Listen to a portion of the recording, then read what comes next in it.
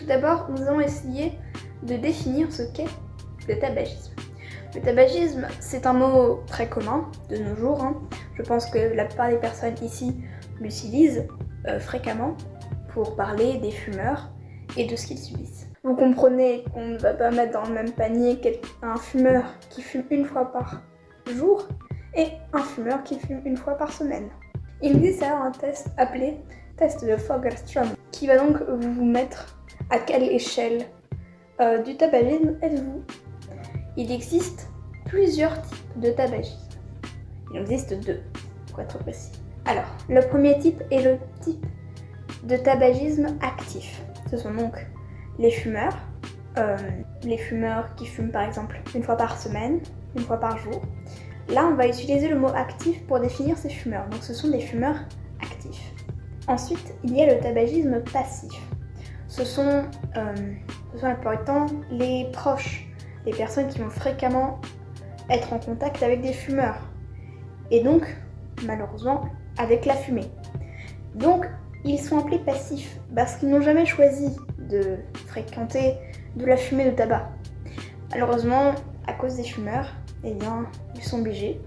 Et malheureusement, ils peuvent subir les mêmes maladies qu'un fumeur.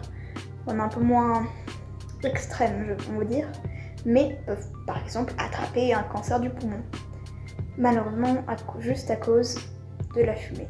Voilà pourquoi en 2014, une loi est passée pour interdire les fumeurs de fumer dans les lieux publics. Comme cela, il n'y aura plus au moins de fumeurs passifs. Pour les personnes justement qui aimaient bien fumer dans les lieux publics, par exemple, vous pouvez voir dans les aéroports des petites cabines. Ce sont des cabines très fermées comme ça, en verre. Où en fait ce sont des cabines à fumeurs. Donc la personne va entrer dans la cabine pour fumer et comme ça la fumée reste bien avec le fumeur. Donc il n'infecte que le fumeur et non pas les personnes autour. Certains vont alors se demander mais pourquoi se détruisent-ils les poumons de manière consciente? Le tabac contient de la nicotine, un agent psychotrope qui entraîne une forte dépendance. La nicotine va agir directement sur le système nerveux, ce qui déclenche la dépendance chez l'homme. La nicotine inhalée est absorbée par les capillaires sanguins des poumons. Après un passage dans le cœur gauche, la nicotine passe la barrière hémato-encéphalique et arrive en 10 à 20 secondes dans le cerveau. La dépendance au tabac est aussi due au fait que le tabac provoque du plaisir que l'on continuera à vouloir ressentir. Un fumeur actif a de grandes chances, en quelques années, d'attraper des maladies pulmonaires à cause de la nicotine présente dans les plantes de tabac. On parle souvent de dépendance du tabac, car oui, il est extrêmement compliqué de se sevrer du tabac après avoir été un fumeur actif. Ce qui rend la dépendance du tabac quasiment instantanée. Ce sont plus ou moins les mêmes effets que la drogue. Cependant, si la drogue a pour effet d'embellir la réalité, d'être un peu plus surexcité quand on est sous l'effet de la drogue, le tabac est souvent utilisé comme anti-stress. Et beaucoup de fumeurs vont vous dire que le tabac calme leur anxiété, ou juste qu'ils se détendent grâce aux effets de la nicotine. Car oui, la nicotine apaise le cerveau, tout en le détruisant par la même occasion. Lui, le cerveau, en réalité, quasiment tous les autres organes du corps humain. Il y a aussi beaucoup moins de fumeurs qui arrêtent de fumer, contrairement aux alcooliques. Les effets négatifs de la nicotine sont à long terme, contrairement aux effets de la drogue où la plupart du temps les effets sont très instantanés, très rapides et sont environ quelques mois après, alors que la nicotine se joue sur plusieurs années. Là non, la nicotine donc tue à petit feu, comme on dit. C'est-à-dire que ça va réduire l'espérance de vie sans même que le fumeur s'en rende compte, ce qui rend la nicotine très puissante. Tout le monde, en fait, si vous allez demander à un fumeur, mais pourquoi tu n'arrêtes pas? Le fumeur, la plupart des fumeurs, sont au courant des effets négatifs. Oui, ils ne sont pas bêtes, ils savent bien que c'est négatif pour le corps. Tout comme un alcoolique sait très bien que l'alcool n'est pas bon pour le corps. Cependant, vu qu'ils ne voient pas les effets, vous voyez, ils ne voient pas les effets directement. Donc pour eux, eh bien, ce n'est pas dangereux. Oui, du coup, les fumeurs ne sont pas conscients ils sont conscients du danger, mais disons qu'ils s'en fichent un peu. Et c'est ça qui est très grave dans la nicotine. Tout le monde s'en fiche et personne ne fait rien, jusqu'à ce que les effets négatifs apparaissent. Et malheureusement, lorsque les effets négatifs apparaissent, c'est déjà un peu trop tard. Mais dis donc Fred, quelles sont les maladies qu'on peut attraper avec le tabac justement? Justement, Jamy, je vais maintenant t'expliquer quelles maladies peuvent être causées par le tabagisme. Le tabagisme, c'est un facteur de péril important qui comporte environ 20 maladies chroniques. La grande majorité de celles-ci peuvent être évitées en supprimant le tabac du quotidien. Le tabagisme passif épaissit le sang, ce qui bloque les veines, les artères et augmente le rythme cardiaque. Les maladies provoquées par le tabagisme sont multiples.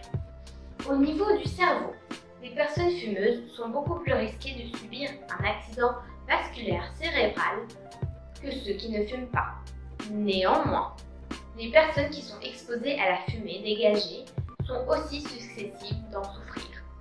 Au niveau des yeux, le tabagisme peut engendrer la perte de vue.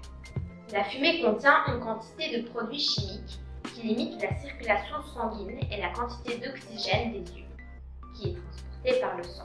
La cataracte est une maladie de l'œil et consiste en un oscurcissement du cristallin, ce qui cause une vision floue. Enfin, la dégénérescence maculaire est liée à l'âge et consiste d'une dégradation de la couche de tissu au fond de l'œil, appelée macula. Au niveau de la cavité buccale, une réduction de la circulation du sang, de la gencive et modifie les bactéries de la bouche, ce qui affaiblit le fonctionnement du système immunitaire. Ceci rend les fumeurs plus accessibles au développement de la parodontite. Au niveau du système respiratoire maintenant, le tabagisme peut causer une accélération, la détérioration de la respiration. Au niveau des poumons, fumer ou être exposé à la fumée a comme risque de développer une pneumonie parce que le tabac réduit fortement la charge du corps à combattre toutes sortes d'infections. Le tabagisme peut aussi causer la maladie pulmonaire obstructive chronique appelée MPOC.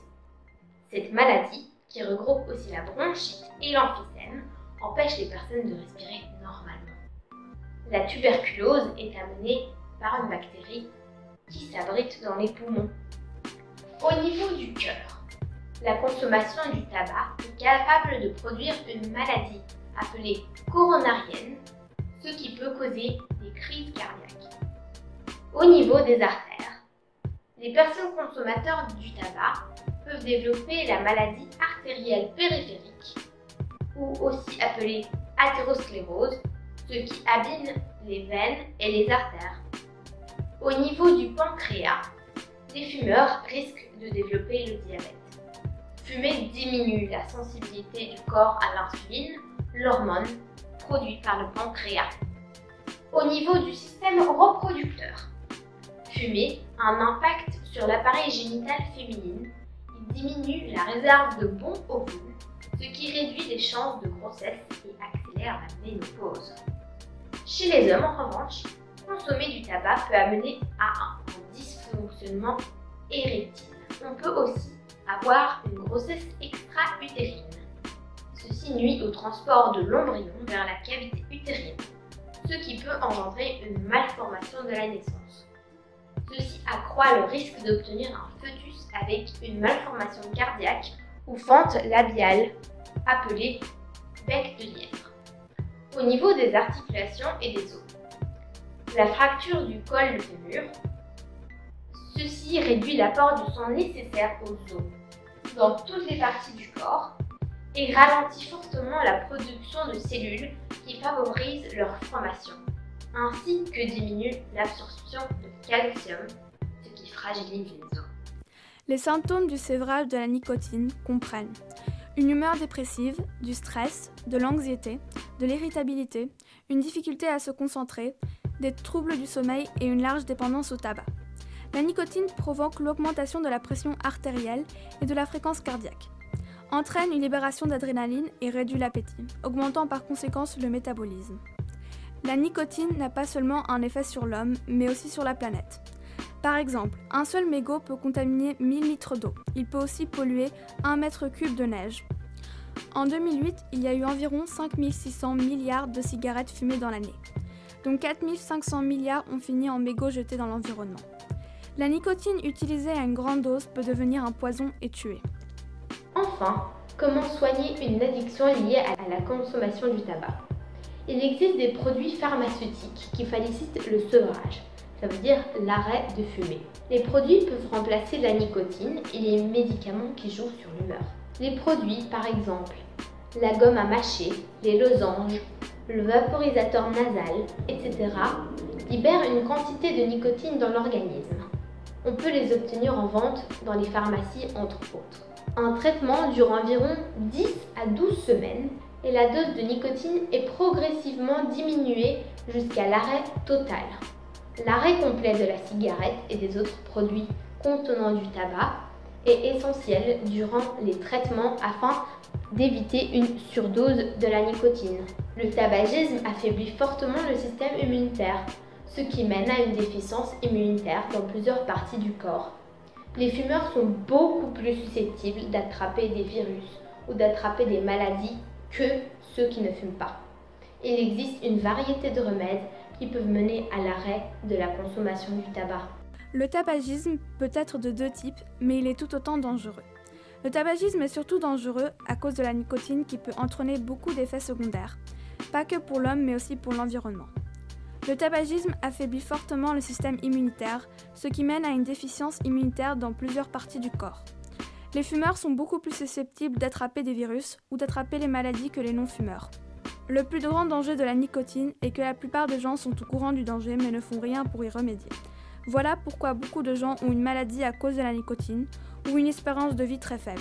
Mais heureusement, il existe une variété de remèdes qui peuvent mener à l'arrêt de la consommation du tabac.